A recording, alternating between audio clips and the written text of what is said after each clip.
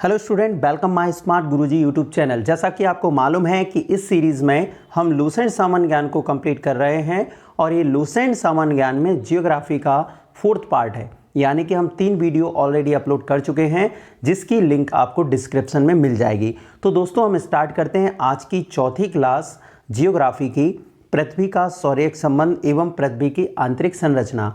जो आपने पुरानी क्लासेस नहीं देखी हैं तो उनके लिए आप डिस्क्रिप्शन में जाके देख सकते हैं। इसके अलावा यदि आप पहली बार इस चैनल पर आए हैं तो प्लीज़ चैनल को सब्सक्राइब कर लीजिए, क्योंकि लूसेंट सामान्य ज्ञान की कंप्लीट क्लासेस और एजुकेशन से रिलेटेड जो वीडियो हैं, न्यूज़ है, वो मैं यहाँ पर आपको उपलब्ध कराता रहता हूँ। तो स्टूडेंट चलिए आज की हम 4th क्लास में चलते हैं।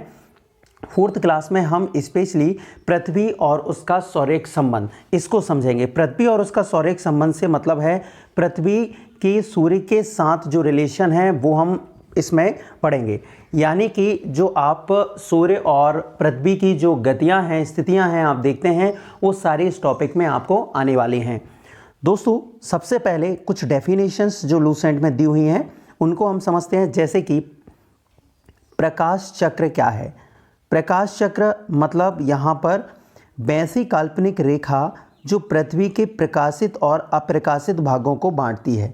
इसको यदि मैं आपको बताऊं तो आप पृथ्वी की जब संरचना को देखेंगे और जब सूर्य की स्थिति को समझेंगे तो वो वाला भाग कौन सा, वो वाला भाग जहाँ पर प्रकाश पहुँच रहा है और वो वाला भाग जहाँ पर प्रकाश नहीं पहुँच रहा, ठीक है, तो वही काल्पनिक रेखाओं के रूप में यदि उनको दर्शाया जाए तो उसको कहा जाता है प्रकाश चक्र, ठीक है।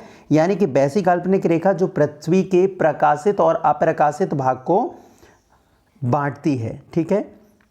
इसके अलावा आपको मालूम है कि पृथ्वी की दो प्रकार की गतियां हैं। 2 प्रकार की गतियां मतलब एक कहलाती है घूर्णन गति, रोटेशनल मोशन, और दूसरी कहलाती है परिक्रमण गति, ठीक है। घूर्णन गति को आप जानते हैं कि पृथ्वी जब अपने अक्ष पर ही घूर्णन करे, यानी कि घूमे, ठीक है, तो उस गति को घूर्णन गति कहते हैं, जिसे दैनिक गति कहा जाता है। इसके अलावा पृथ्वी जब सूर्य के चारों ओर परिक्रमा करे, ठीक है, या फिर घूमे, तो उस गति को परिक्रमण गति कहा जाता है। दोस्तों घूर्णन गति से दिन और रात की स्थितियां आती हैं, साथ ही साथ परिक्रमण गति से वर्ष कंप्लीट होता है, यानी कि घूर्णन गति को दैनिक गति और परिक्रमण गति को कहा जाता है वार्षिक गति। इसकी डेफिनेशन लूसेंट के अनुसार यदि हम देखें तो पृथ्वी सदैव अपने अक्ष पर पश्चिम से पूर्व घूमती रहती है, ठीक है। ये भी आप समझना, घूर्णन गति जो होती है वो पश्चिम से पूर्व है, मतलब इस तरीके से पृथ्वी की घूर्णन गति है। इसी तरीके से पृथ्वी की परिक्रमण गति है, जिसे हम एंटी क्लॉकवाइज बोलते हैं, ठीक है, यानी कि घड़ी की विपरीत दिशा में ही घूर्णन गति होती है और घड़ी की विपरीत दिशा में ही परिक्रमण गति होती है, ठीक है। तो यहाँ पे दिया हुआ है पृथ्वी सदैव अपने अक्ष पर पश्चिम से पूर्व की ओर घूमती है, जिसे पृथ्वी का घूर्णन या परिभ्रमण कहते हैं। इसके कारण दिन व रात होते हैं, अतः इस गति को दैनिक गति भी कहा जाता है। इसके अलावा जो लूसेंट की परिभाषा परिक्रमण के लिए दी गई है, परिक्रमण यानी कि वार्षिक गति। पृथ्वी अपने अक्ष पर घूमने के साथ साथ सूर्य के चारों ओर एक दीर्घ वृत्ताकार मार्ग में परिक्रमा करती है। देखिए, कभी अगर आपसे पूछा जाए पृथ्वी का परिक्रमण पथ कैसा है, तो वो कैसा है, दीर्घ वृत्ताकार। दीर्घ वृत्ताकार मतलब ये है, ये सूर्य है और ये पृथ्वी की जो परिक्रमण है सूर्य के प्रति वो इस तरीके से, एक वृत्ताकार मार्ग नहीं है, दीर्घ वृत्ताकार मार्ग है, ठीक है। दीर्घ वृत्ताकार मार्ग में इसमें केंद्र नहीं होता, 2 फोकस होते हैं, जिनमें से एक फोकस पर हमारा सूर्य है, ठीक है। इसलिए कहा जाता है कि पृथ्वी दीर्घ वृत्ताकार मार्ग में सूर्य की परिक्रमा करती है, जिसे परिक्रमण या वार्षिक गति कहते हैं। पृथ्वी को सूर्य की एक परिक्रमा पूरी करने में 365 दिन और 6 घंटे का समय लगता है, ठीक है। चलिए आइए हम जानते हैं नक्षत्र मास क्या है। नक्षत्र मास यानी कि जिसे साइड्रल डे भी कहा जाता है, नक्षत्र दिवस। नक्षत्र दिवस एक मध्याह्न रेखा के ऊपर किसी निश्चित नक्षत्र के उत्तरोत्तर 2 बार गुजरने के बीच की अवधि को नक्षत्र दिवस कहा जाता है। यह 23 घंटे 56 मिनट की अवधि होती है। यानी कि जब पृथ्वी एक ही स्थिति में एक बार यहाँ पर आए, ठीक है, यानी कि नॉर्मली जो पृथ्वी की हम दैनिक गति बोलते हैं उसी को हम क्या बोलते हैं, नक्षत्र दिवस बोला जाता है, जो कि 23 घंटे 56 मिनट का होता है, ठीक है। यानी कि एक जो दिन की अवधि है उसी को क्या बोला जाता है, नक्षत्र दिवस बोला जाता है।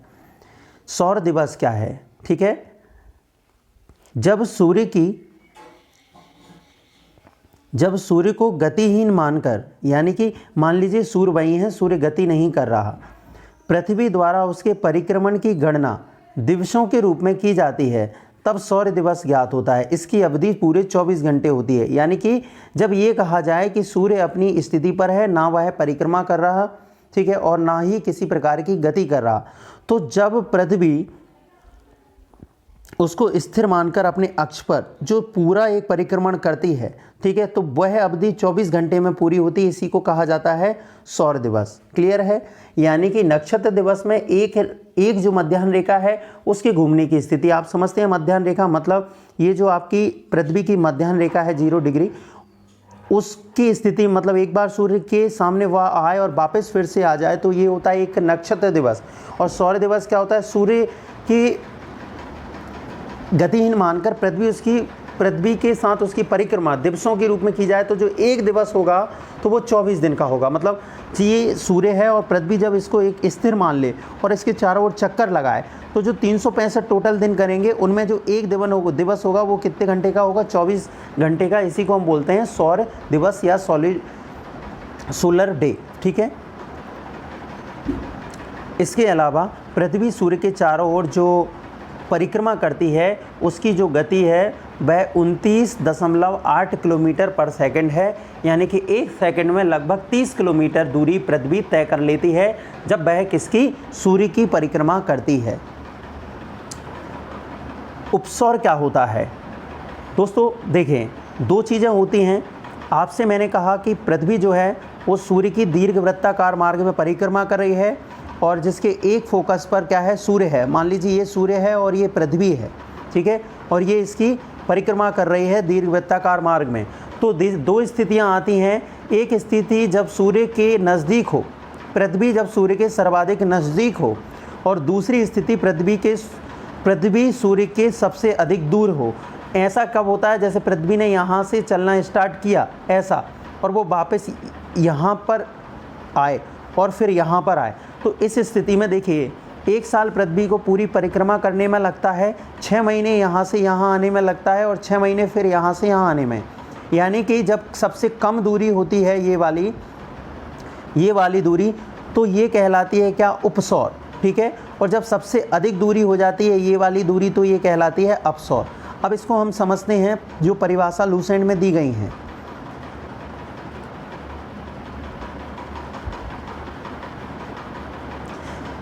पृथ्वी सूर्य की परिक्रमा दीर्घवृत्ताकार कक्षा में करती है जिसके एक फोकस पर सूर्य होता है। जब पृथ्वी सूर्य के अत्यधिक पास होती है तो उसे उपसौर कहा जाता है।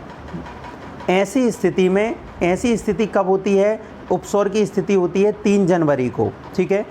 ऐसी स्थिति में पृथ्वी और सूर्य के बीच की दूरी होती है 14 करोड़ 70 लाख किलोमीटर, यानी कि 14.70 करोड़ किलोमीटर। अब हम बात करें अपसौर क्या होता है, तो पृथ्वी जब सूर्य से अधिक दूरी पर स्थित होती है तो उसे अपसौर कहते हैं। ऐसी स्थिति कब होती है, जस्ट 6 महीने बाद, यानी कि 4 जुलाई को। और तब पृथ्वी और सूर्य के बीच की दूरी कितनी होती है, तब पृथ्वी और सूर्य के बीच की दूरी होती है 15.21 करोड़ किलोमीटर। क्लियर है। चलिए आइए समझते हैं एप्साइड रेखा क्या होती है। एप्साइड रेखा उपसौर एवं आपसौरिक को मिलाने वाली काल्पनिक रेखा क्या कहलाती है, एप्साइड रेखा, जो सूर्य के केंद्र से गुजरती है। जैसा अभी मैंने बताया, ये दीर्घवृत्ताकार कक्षा है, ये हमारी पृथ्वी है और ये सूर्य है, ये उपसौर है और ये अपसौर है। तो इनको मिलाने वाली रेखा, ये वाली रेखा कौन सी, अभी आप समझें, पृथ्वी के उपसौर और अपसौर को मिलाने वाली रेखा जो सूर्य के केंद्र से गुजरती है वही कहलाती है एप्साइड रेखा। समझ गए होंगे आप एप्साइड रेखा के बारे में। चलिए आगे हम बात करते हैं अक्षांश और देशांतर। अक्षांश को लैटिट्यूड कहा जाता है और देशांतर को लॉन्गिट्यूड कहा जाता है। एक अक्षांश 1 डिग्री का होता है, ठीक है, अक्षांश 1 डिग्री का होता है। चलिए हम पृथ्वी पर समझ लेते हैं, ठीक है। देखिए पृथ्वी ये है, इस पर कुछ काल्पनिक रेखाएं इसको स्टडी करने के लिए बनाई गई हैं। ये जो आड़ी रेखाएं होती हैं ये कहलाती हैं अक्षांश रेखाएं, ये, ठीक है। और ये जो खड़ी रेखाएं होती हैं ये कहलाती हैं, ये जो केंद्र वाली ये वाली रेखा देशांतर रेखा है, ठीक है। तो अक्षांश रेखाएं यदि हम समझें, ये जो पृथ्वी है, मैं आपको बढ़िया बना के बता देता हूँ, ठीक है। ये जो पृथ्वी है, अब इसमें हम अक्षांश रेखाओं की यदि हम बात करें तो देखिए यहाँ से यदि हम बात करें यहाँ तक, ये पूरी गोल यहाँ से ऐसी भी जाएगी गोल चारों ओर, ठीक है। ये जो रेखाएं कहलाती हैं, ये कौन सी रेखाएं कहलाती हैं? ये कहलाती हैं अक्षांश रेखाएं। तो पूरी पृथ्वी पर इनकी संख्या जो है, अक्षांश रेखाओं की संख्या, वो कुछ इस तरीके से है। जैसे मान लीजिए ये वाली अक्षांश रेखा है 0 डिग्री, इसे हम भूमध्य रेखाएं बोलते हैं। फिर इसके ऊपर देखिए पूरा गोला जो है यहाँ से यहाँ तक, यहाँ से यहाँ तक ये कितने डिग्री का कोण बन रहा है? 90 डिग्री का। तो ये रेखाएं कितनी होंगी? यहाँ 90। यहाँ से यहाँ तक कितने डिग्री का बन रहा है? ये वाला कोण 90 डिग्री। तो यहाँ जो रेखाएं कितनी बन सकती हैं? 90। तो टोटल कितनी हो गई आपकी? 180 डिग्री, 180, ठीक है। अब वही हम इसमें देखेंगे, विषुवत रेखा 0 डिग्री यानी कि 1 डिग्री अंश 60 मिनट वृत्त से उत्तर या दक्षिण दिशा में 1-1 डिग्री के अंतराल से किसी भी स्थान की कोणीय दूरी अक्षांश रेखाएं कहलाती हैं। यानी कि जो विषुवत रेखा है इसके ऊपर उत्तरी अक्षांश या फिर दक्षिणी भाग में, ठीक है, जो 1-1 डिग्री के अंतराल पर रेखाएं खींची जाती हैं वो अक्षांश रेखाएं कहलाती हैं, ठीक है। यह कोण पृथ्वी के केंद्र पर बनता है। इसे विषुवत वृत्त से दोनों ओर अक्ष में मापा जाता है। विषुवत वृत्त 0 डिग्री के अंश को प्रदर्शित करती है। विषुवत को मैं समझा दूं, ये 0 डिग्री अक्षांश रेखा है, विषुवत रेखा जिसे हम भूमध्य रेखा बोलते हैं, ये 0 डिग्री कहलाती है। इसके ऊपर जाएंगे तो एक 90 डिग्री तक हम ध्रुव पे पहुंच जाएंगे, ठीक है। कहाँ पहुंच जाएंगे? ध्रुव पे। तो जिसको हम 90 डिग्री तक पहुंच रहे हैं, मतलब 90 रेखाएं ऊपर 90 रेखाएं नीचे, ठीक है। विषुवत वृत्त उत्तरी ध्रुव एवं दक्षिणी ध्रुव 1 डिग्री के अंतराल से 90-90 अक्षांश वृत्त होते हैं। यानी कि किसी भी स्थान का अक्षांश 90 डिग्री से अधिक नहीं हो सकता। विषुवत वृत्त के उत्तरी भाग को उत्तरी गोलार्ध कहा जाता है, ठीक है, और दक्षिणी भाग को दक्षिणी गोलार्ध कहा जाता है। फिर से मैं आपको बता दूं, ये विषुवत रेखा है और इसके यदि हम बात करें जो ऊपर ये विषुवत रेखा है, इसके उत्तरी वाले भाग को उत्तरी गोलार्ध और दक्षिणी वाले भाग को दक्षिणी गोलार्ध कहा जाता है, ठीक है। अब हम बात करें अक्षांश समांतर क्या होते हैं, ठीक है।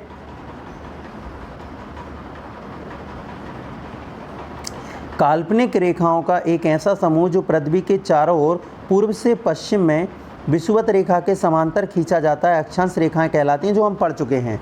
अथवा भूमध्य रेखा के एक समान कोणीय दूरी या कोणीय स्थानों को मिलाने वाली रेखा अक्षांश कहलाती है, भी हम पढ़ चुके हैं, ठीक है।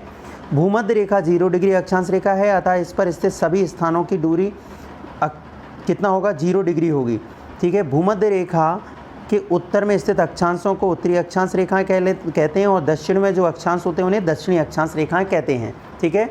और दो अक्षांशों के बीच की दूरी ये इंपॉर्टेंट है, ठीक है। जब भी आप दो अक्षांशों की बात करेंगे, इनके बीच की दूरी कितनी होगी? 111 किलोमीटर होती है, ठीक है। आगे हम बात करें, यदि अक्षांश समांतर 1 डिग्री अंतराल पर खींचते हैं तो उत्तरी एवं दक्षिणी दोनों गोलार्धों में 89 अक्षांश समांतर होंगे। देखिए 90 होने चाहिए, पर क्या होता है, जो ध्रुव होता है वहाँ अक्षांश समांतर नहीं खींच सकते, वहाँ पे एक बिंदु ही बनता है, जैसे हम बोलते हैं उत्तरी ध्रुव, और नीचे की ओर जो बिंदु बनता है इसलिए दक्षिणी ध्रुव। इसलिए 90 रेखाएं ना होकर ये कितनी हो जाती हैं? ये 89 हो जाती हैं, और इनको मिला दिया जाए 90 हो जाती हैं। और यदि हम भूमध्य रेखा 0 डिग्री को भी काउंट करें तो फिर 91 हो जाती हैं। कितनी हो जाती हैं? 91, ठीक है। तो वही चीज़ यहाँ पे बताई हुई है। इस प्रकार विषुवत वृत्त को लेकर, देखिए यहाँ पे वही कर दिया, विषुवत वृत्त को लेकर अक्षांश समांतर कितने हैं? 179। 180 होने चाहिए, 90 और 90, पर ये कितने हो गए? 89, ये हो गए 178, और एक हो गई आपकी विषुवत वृत्त। टोटल कितने हो गए? 179 अक्षांश समांतर। क्लियर है? चलिए आगे पढ़ते हैं। भूमध्य रेखा के उत्तर में 23.5 डिग्री अक्षांश को क्या कहा जाता है? कर्क रेखा। वो भी मैं आपको बता देता हूँ। अब मैं आपको सारी रेखाएं बता देता हूँ ताकि आपको कन्फ्यूजन ना हो। ये आपकी कौन सी रेखा है? ये आपकी भूमध्य रेखा है, ठीक है। इसके ऊपर 23 डिग्री अक्षांश पर कौन सी रेखा है? कर्क रेखा। और नीचे 23 डिग्री कौन सी रेखा है? दक्षिणी गोलार्ध में ये मकर रेखा, ठीक है। ये उत्तरी ध्रुव और ये दक्षिणी ध्रुव। ये कितनी डिग्री पे होती है, 23.5 डिग्री पे, और ये भी कितनी डिग्री ऊपर पे होती है, 23.5, और ये 0 डिग्री। यानी कि भूमध्य रेखा से 23.5 डिग्री ऊपर होती है कौन सी रेखा, कर्क रेखा, ट्रॉपिक ऑफ कैंसर, और 23.5 डिग्री नीचे कौन सी होती है, मकर रेखा। क्लियर है। इसके अलावा देखिए 66.5 डिग्री अक्षांश को आर्कटिक वृत्त कहा जाता है, और 66.5 डिग्री अक्षांश को जो कि दक्षिणी गोलार्ध में उसे अंटार्कटिक वृत्त कहा जाता है, वो भी मैं बता दूं। ठीक है, जैसे ये आपने अभी, ये आपकी अर्थ है, ठीक है, और ये ये हो गई 23.5 डिग्री, ये हो गई 23.5 डिग्री, ये 0 डिग्री, और ये 66.5 डिग्री, ये नीचे भी 66.5 डिग्री। एक को बोलते हैं ऊपर वाले को आर्कटिक, और एक को बोलते हैं अंटार्कटिक। क्लियर है।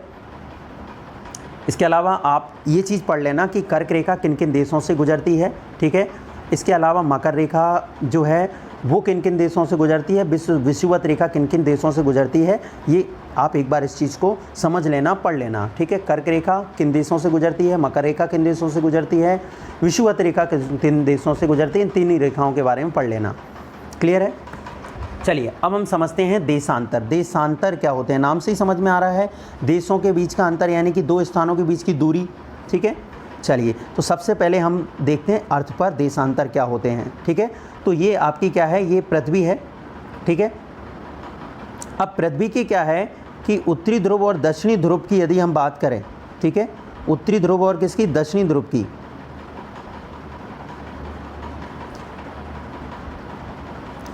तो ये हो गया उत्तरी ध्रुव, ठीक है, और ये हो गया आपका दक्षिणी ध्रुव। क्लियर है। इन दोनों ध्रुवों को ऊपर से नीचे की ओर जोड़कर यदि हम रेखाएं बनाएं, ये रेखाएं, ठीक है, जो कि होती हैं कैसी, खड़ी काल्पनिक रेखाएं, ये पूरे पृथ्वी के गोले पर बनेंगी। और पृथ्वी का गोला कितना होता है, 360 डिग्री का। तो 360 डिग्री का मतलब एक एक डिग्री के अंतराल से भी यदि हम बनाएं तो इनकी रेखाओं की संख्या कितनी होगी, 360। यानी कि जो खड़ी रेखाएं होती हैं ऐसी वाली, ये कहलाती हैं देशांतर, और ये ऐसी वाली रेखाएं होती हैं क्या कहलाती हैं, अक्षांश रेखाएं। क्लियर है, आप समझ गए होंगे। चलिए अब इसकी डेफिनेशन को पढ़ते हैं। ग्रीनविच रेखा से किसी स्थान की कोणात्मक दूरी उस स्थान का देशांतर कहलाती है, अथवा उत्तरी और दक्षिणी ध्रुव को मिलाने वाली काल्पनिक रेखा देशांतर रेखा कहते हैं। देशांतर रेखाओं की लंबाई बराबर होती है, यानी कि ऊपर से नीचे तक ये लंबाई की बात कर रहे हैं।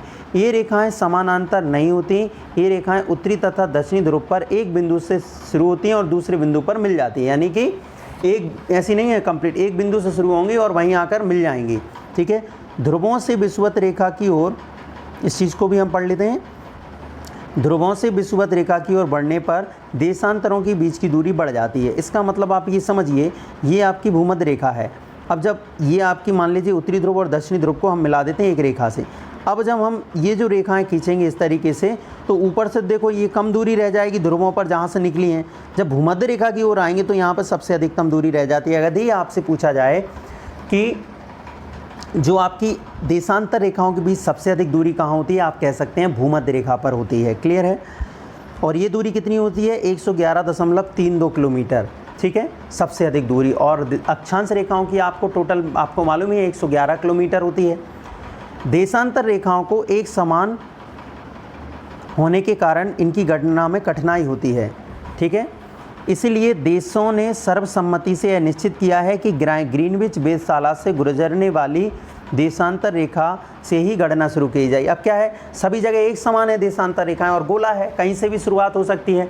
तो उन्होंने कहा क्या करें भाई, सभी देश आपस में बातचीत कर लो, एक ऐसी रेखा अपन तय कर लेते हैं जो अपन मानक मान लें, और उसी के हिसाब से फिर अपन देख लेंगे कि इससे इतनी दूर पर आपका देश है तो आपको ये समय मानना होगा, इससे इसकी दूरी पर ये देश है तो उसको ये मानना होगा। ठीक है, फिर अपने हिसाब से आप समय की गणना अपने खुद की जो मध्याह्न रेखा है उससे आप कर सकते हैं। ठीक है, समय रेखा। तो सर्वसम्मति से निश्चित किया कि ग्रीनविच वेधशाला से देशांतर रेखा की गणना शुरू की जाएगी, अतः इसी को हमने क्या कहा, GMT, यानी कि ग्रीनविच मेरिडियन टाइम जोन, यानी मुख्य सीधी बोला जाता है प्रधान मध्याह्न रेखा। इस देशांतर का मान 0 डिग्री है। इससे हम 180 डिग्री, यानी कि जब भी हम इस 0 डिग्री से, देखिए पूरा 360 का है, ये मान लीजिए यहाँ मान लेते हैं हम कौन सी रेखा, यहाँ मान लेते हैं हम प्रधान मध्याह्न रेखा, यानी कि जो ग्रीनविच वाली रेखा। ठीक है, मुख्य लाइन। और यहाँ से जब हम 180 डिग्री इसके यहाँ पहुँचेंगे तो बात अलग है, यानी कि जब 180 डिग्री पूर्व की ओर, ठीक है, तो वो पूर्वी देशांतर कहलाते हैं, और 180 डिग्री पश्चिम की ओर क्या कहलाएंगे, पश्चिमी देशांतर कहलाएंगे। किससे, 0 डिग्री जो मध्याह्न रेखा है उससे। तो गोलाकार होने के कारण पृथ्वी 24 घंटे में क्या हो जाती है, 360 डिग्री घूम जाती है, एक गोला घूम जाती है। अतः एक देशांतर दूरी को तय करने में अगर हम 24 घंटे का 360 में भाग देंगे तो हमें कितना मिलेगा, हमें मिलेगा 4 मिनट। यानी कि डिग्री को यदि हम समय में कन्वर्ट करें तो 4 मिनट का अंतर होता है। यानी कि जब दो देशों के बीच 1 डिग्री देशांतर की अंतर होता है तो मतलब उसमें क्या होता है, उनमें समय का अंतराल भी कितना होता है, 4 मिनट का होता है। मान लीजिए कि जैसे भारत और पाकिस्तान में 1 डिग्री का अगर अंतर होता है तो भारत में अभी जैसे मान लीजिए 12 बज रहे हैं, ठीक है, तो पाकिस्तान अभी क्या होता, थोड़ा लेट होता, उसमें 11:56 हो रहे होते, क्योंकि वो पश्चिम में है। तो पश्चिमी देशांतर बात अलग होती है, पूर्वी देशांतर अलग होती है। पूर्वी देशांतर में दिन जल्दी होता है, पश्चिमी देशांतर में दिन बाद में होता है, ठीक है। दो से देशांतर रेखाओं के बीच की दूरी क्या कहलाती है, एक गोरे कहलाती है। शून्य अक्षांश एवं शून्य देशांतर कहाँ स्थित हैं, अटलांटिक महासागर में एक दूसरे को काटते हैं, ठीक है। अब बात करें संक्रांति क्या होती है, तो देखिए आपको मालूम है सूर्य एक समय उत्तरायण होता है, एक दक्षिणायन होता है। ये भी मैं बता दूं, उत्तरायण और दक्षिणायन मतलब ये समझ लीजिए जैसे ये आपकी पृथ्वी है और ये सूर्य है, ठीक है। ये आपका पृथ्वी, ये सूर्य, और ये आपकी भूमध्य रेखा है, ये आपकी कर्क रेखा है, ये आपकी मकर रेखा है। अभी सूर्य किसके लंबत है, अभी सूर्य है आपकी भूमध्य रेखा के लंबत। एक स्थिति ऐसी आती है, क्या है, पृथ्वी हमारी क्या है, इस तरीके से नहीं है, थोड़ी इस तरीके से झुकी हुई है। तो एक स्थिति ऐसी आती है जब ये रेखा इसके लंबत आती है तो इस कर्क रेखा सूर्य के लंबत आ गई। देखिए सूर्य गति नहीं करता, हम कहते हैं ना सूर्य उत्तरायण हो गया, सूर्य कहीं नहीं जाता। पृथ्वी की कुछ स्थिति ऐसी है, झुकाव ऐसा है जिसके कारण एक बार सूर्य कर्क रेखा के लंबत हो जाता है, इसे बोलते हैं हम कर्क संक्रांति, और एक बार ये मकर रेखा के लंबत हो जाता है, इसे बोलते हैं मकर संक्रांति। और बाकी तो भूमध्य रेखा के लंबत दोनों बार होगा, क्योंकि एक बार जब ऊपर जाएगा तब, एक बार जब नीचे जाएगा, जान गुजरना तो यहीं से पड़ेगा। अब इसको हम समझ लेते हैं।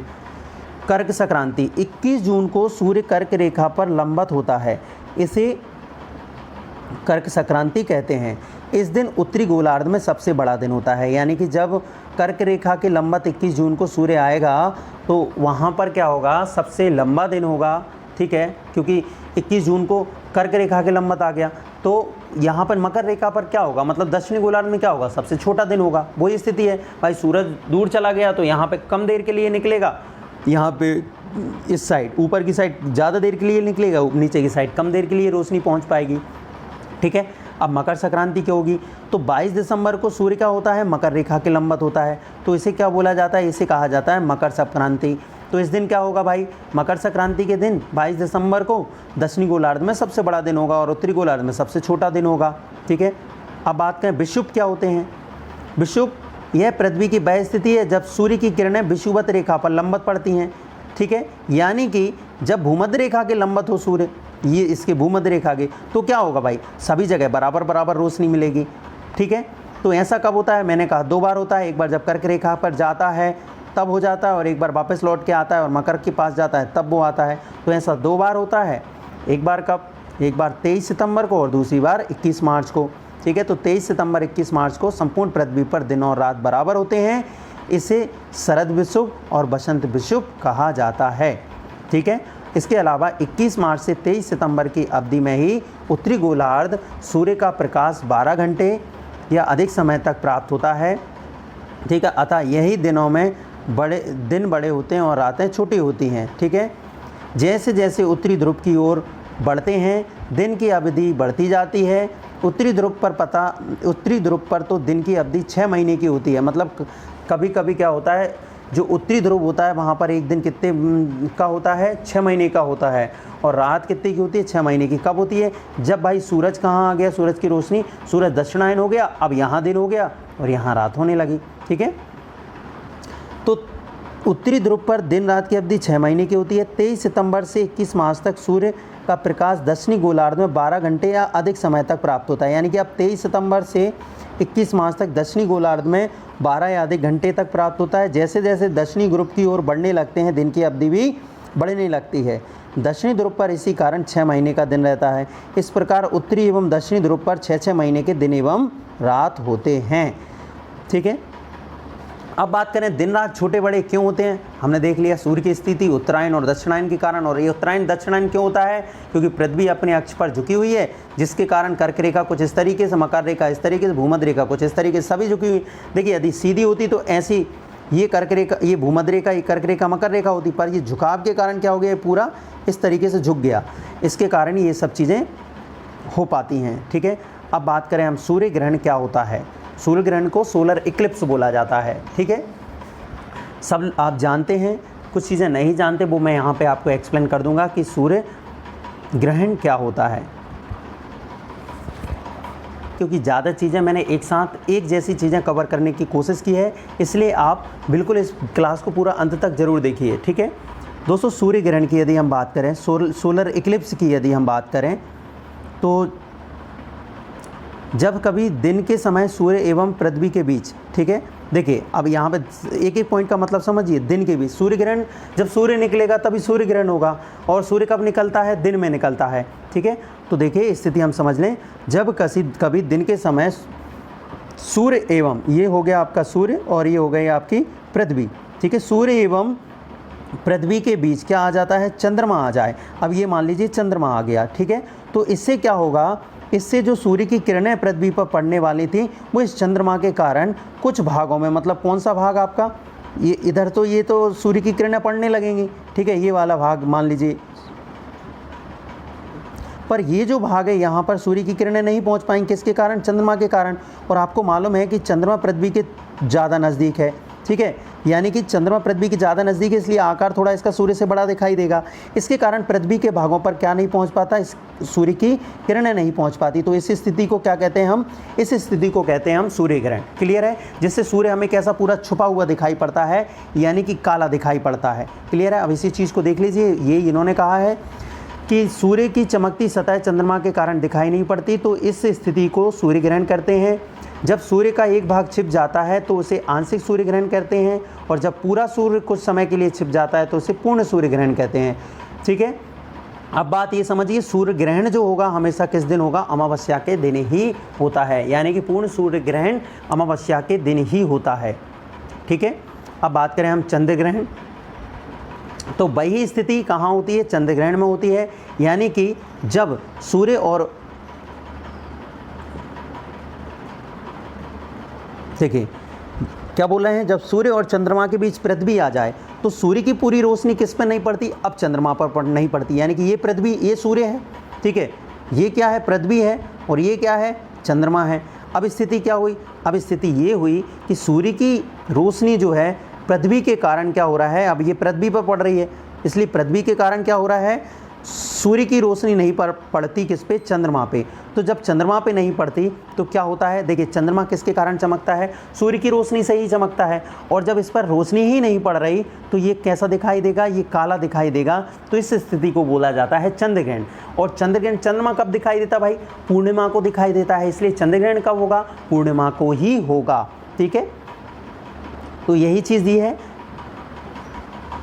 कि जब सूर्य और चंद्रमा के बीच पृथ्वी आ जाती है तो सूर्य की पूरी रोशनी चंद्रमा पर नहीं पड़ती है, इसे चंद्र ग्रहण कहते हैं। चंद्र ग्रहण हमेशा पूर्णिमा के दिन ही होता है, क्योंकि पूर्णिमा की रात्रि में ही, और रात्रि में ही होगा।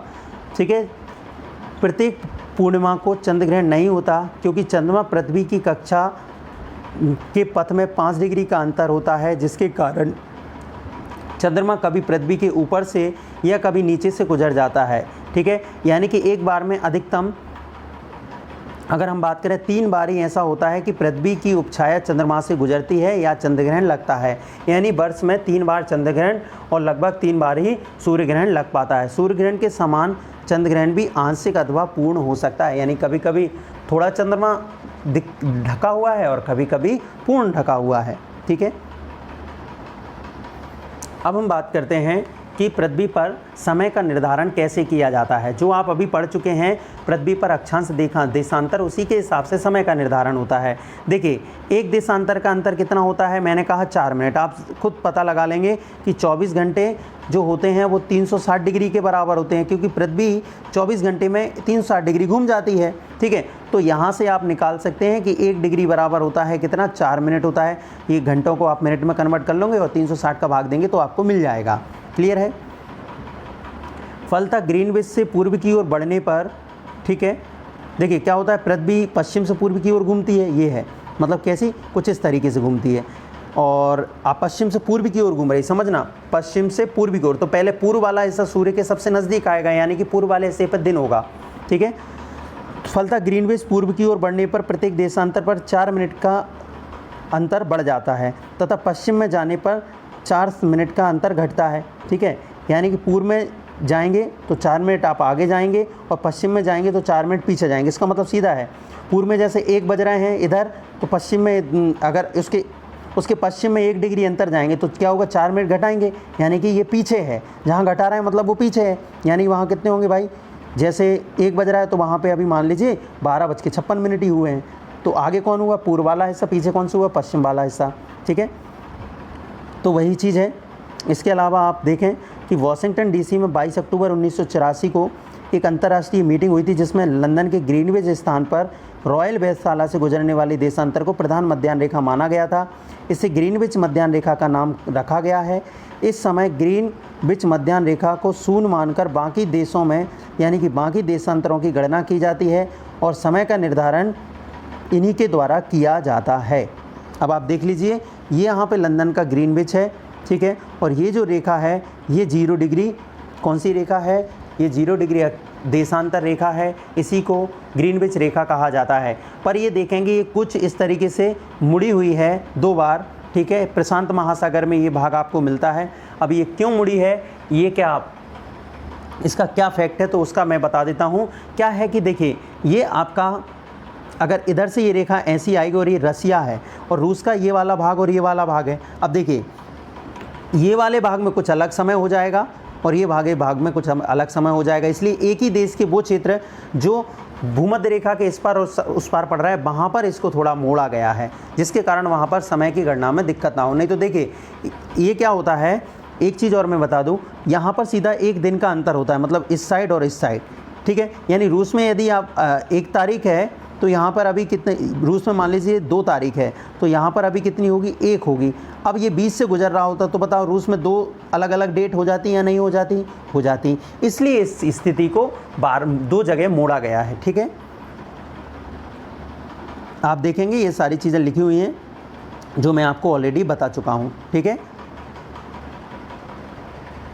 ये सारी चीज़ें आप पढ़ चुके हैं, ठीक है। अब यदि इसमें जो मेन मुख्य चीज़ें हैं वो मैं आपको बता देता हूँ कि भारत का जो मानक समय है वह मानक तिथि रेखा 82.5 डिग्री रेखा है, जो प्रयागराज, अभी जो इलाहाबाद था पहले अब प्रयागराज हो गया, उसके मिर्ज़ापुर से गुजरती है। इसी को भारत की मानक तिथि रेखा कहा गया है। अब 1 डिग्री बराबर 4 मिनट होते हैं तो आप 82.5 डिग्री कह सकते हैं, कितना, 5.5 घंटे होगा, ठीक है।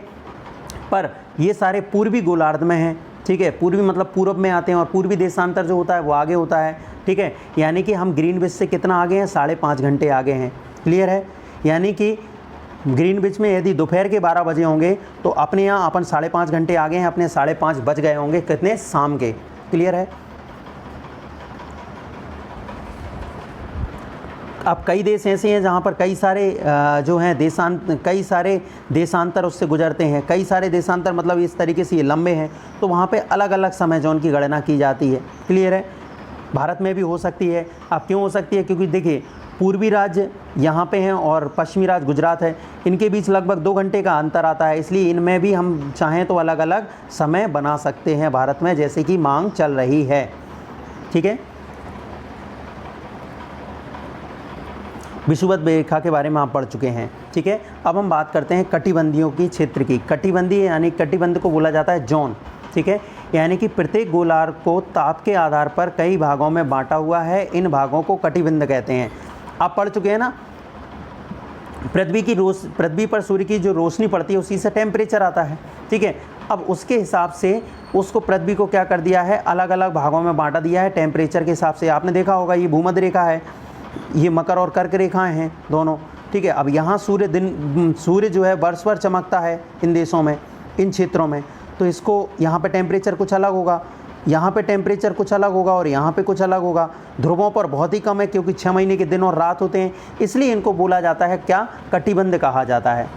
तो इन कटिबंधों की यदि हम बात करें तो एक होता है उष्ण कटिबंध। उष्ण मतलब होता है ट्रॉपिकल जोन, विषुवत रेखा से 30 डिग्री उत्तर एवं दक्षिणी गोलार्ध में जाएं, यानी कि ये विषुवत रेखा है, ठीक है, ये वाली विषुवत रेखा, इससे 30 डिग्री ऊपर जाएं और 30 डिग्री नीचे जाएं, ठीक है। तो ये जो क्षेत्र पड़ता है ये कैसा होता है, यहाँ वर्ष में 2 बार सूर्य शीर्ष पर चमकता है। इस भाग के मौसम को, जो मौसम होता है सदैव गर्म होता है, इसे उष्णकटिबंधीय क्षेत्र कहते हैं, ठीक है।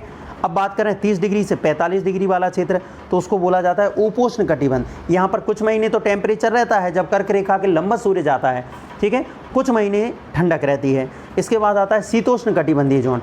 45 डिग्री से यदि 66.5 डिग्री की जाएँ उत्तरी या दक्षिणी गोलार्धों में, तो यहाँ सूर्य सिरे के ऊपर कभी नहीं चमकता, ठीक है, क्योंकि देखिए कर्क रेखा से ऊपर पहुंच गए तो सिर के ऊपर तो कभी नहीं आएगा, क्योंकि कर्क रेखा तक ही सूर्य जा पाता है। ऐसी मकर रेखा में 30 डिग्री पर सूर्य 45 डिग्री के बाद तो जाएगा ही नहीं, क्योंकि 23.5 डिग्री मकर रेखा तक ही सूर्य रहता है, ठीक है। तो ये से क्या बोलते हैं, इसको बोलते हैं शीतोष्ण, क्योंकि सूर्य की किरणें जब तिरछी पड़ती हैं, डायरेक्ट नहीं पड़ती, तो वहाँ ठंडक वाला क्षेत्र रहता है, ठीक है। और जो चौथा क्षेत्र है ध्रुवीय कटिबंध, यानी कि 66 से 90 डिग्री क्षेत्र जो ध्रुवीय क्षेत्र है, ठीक है, वो आपका ध्रुवीय कटिबंध क्षेत्र है और यहाँ हमेशा बर्फ जमी रहती है, ठीक है। देखिए अक्ष और ध्रुव आप समझ चुके हैं। उत्तरी अक्ष और उत्तरी ध्रुव और दक्षिणी ध्रुव को मिलाने वाली एक काल्पनिक रेखा को हम बोलते हैं अक्ष कहते हैं, जिसे हम कहते हैं ना पृथ्वी अपने अक्ष पर झुकी हुई है, ये अक्ष है। ध्रुव क्या है, तो पृथ्वी पर 2 बिंदु जिनसे होकर यह अक्ष वाली काल्पनिक रेखा गुजरती है, ये कहलाते हैं ध्रुव, यानी कि ये कहलाएंगे क्या, ध्रुव कहलाते हैं। क्लियर है।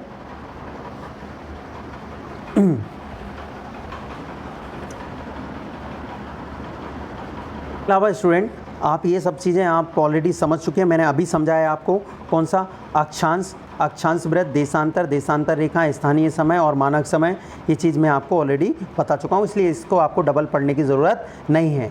अब आते हैं हम दूसरे प्रमुख भाग, जो कि एक अलग ही चैप्टर है, पृथ्वी की आंतरिक संरचना, ठीक है, यानी कि पृथ्वी का इंटरनल स्ट्रक्चर, अंदर से पृथ्वी हमारी किस तरीके की बनी हुई है वो हम यहाँ पर समझेंगे, ठीक है दोस्तों। अभी तक हम पृथ्वी के आसपास ऊपर वाला क्षेत्र पढ़ा, अब हम बात करेंगे अंदर से पृथ्वी की संरचना कैसी है, ये आ जाती है पृथ्वी की आंतरिक संरचना में, ठीक है। तो हम पृथ्वी की आंतरिक संरचना अभी आपको समझाने वाले हैं, ठीक है। तो दोस्तों पृथ्वी की आंतरिक संरचना की यदि हम बात करें,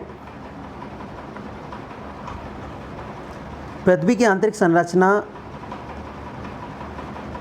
की जो बात की गई है वह भूगर्भ में पाई जाने वाली विभिन्न परतों के हिसाब से की गई है, यानी कि मोटाई, घनत्व, तापमान, भार एवं वहाँ पाए जाने वाले पदार्थ की प्रकृति क्या है, एक जगह एक जैसी नहीं है, यानी कि इस क्षेत्र की हो सकता है जो पदार्थ मिलता हो इस वाले क्षेत्र में वो कुछ अलग हो, फिर थोड़े यदि हम अंदर की ओर जाएं इस वाले क्षेत्र में वो कुछ अलग हो, यहाँ का टेम्परेचर अलग हो, यहाँ का जो पदार्थ है वो कुछ अलग हो, घनत्व अलग हो, तो इनको अलग अलग भागों में बांटा है। इस प्रकार हमने क्या किया है, जो साइंटिस्ट से जानकारी प्राप्त हुई उनके अनुसार पृथ्वी को हमने 3 भागों में बांटा। 3 भाग कौन से, पहला भाग भूपर्वती, भूपर्वती मतलब पृथ्वी का सबसे कौन सा भाग, ऊपरी वाला भाग, वो क्या जो जमीनी भाग है वो है भूपर्वती। दूसरा है पृथ्वी के अंदर वाला भाग, अंदर वाले भाग को क्या कहा गया, आवरण, या इसको हम बोला जाता है मेटल। और तीसरा भाग है पृथ्वी का कौन सा भाग, केंद्रीय भाग। केंद्रीय भाग मतलब जो पृथ्वी के कोर वाला भाग जहाँ पर केंद्र है वो केंद्रीय भाग है, ठीक है। तो पृथ्वी की आंतरिक संरचना को कितने भागों में बांटा गया है, 3 भागों में बांटा गया है, ठीक है। भूपर्वती, भूपर्वती क्या होता है, पृथ्वी का ऊपरी भाग भूपर्वती कहलाता है, ठीक है। यह अंदर तक 34 किलोमीटर तक का क्षेत्र है, ठीक है। यह मुख्यतः किस भागों से बना है, यह बेसाल्ट चट्टानों से बना है, ठीक है। भूपर्वती मुख्यतः किस चट्टानों से बना है, बेसाल्ट चट्टानों से बना है। क्लियर है।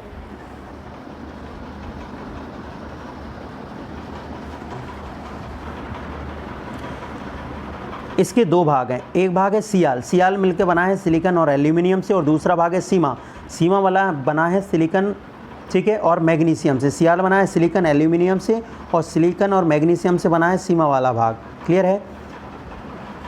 यानी कि अगर आपसे पूछा जाए किस चीज़ की अधिकता पृथ्वी के ऊपरी वाले भाग में रहती है तो आप कह सकते हैं सिलिकॉन की अधिकता, और दूसरे नंबर पे एल्यूमिनियम, तीसरे नंबर पे मैग्नीशियम, ठीक है।